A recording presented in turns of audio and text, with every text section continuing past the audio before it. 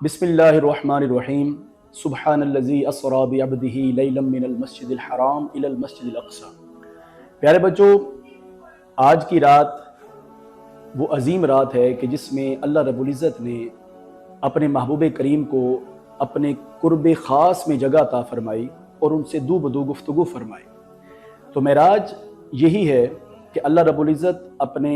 کسی بندے کو مخصوص فرماتا ہے اور اس کے ساتھ گفتگو فرماتا ہے۔ جس طرح کہ حضرت موسیٰ علیہ السلام کو آپ کوہ طور پر لے جاتے اور وہاں جا کر آپ سے اللہ پاک دو بدو گفتگو فرماتا، تو گویا پتہ چلا کہ معراج کیا ہے کہ اللہ کے قریب ہو کر اللہ سے گفتگو کرنا۔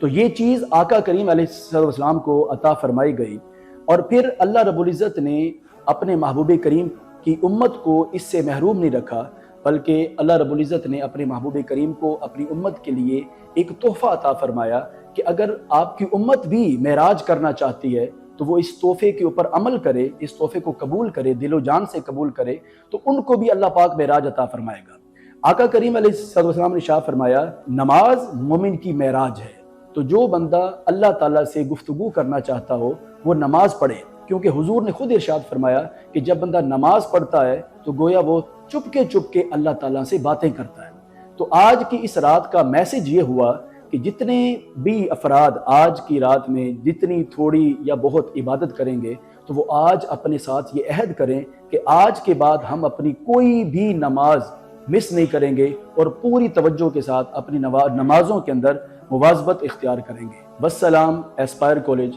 فیروز پور روڈ کیمپس۔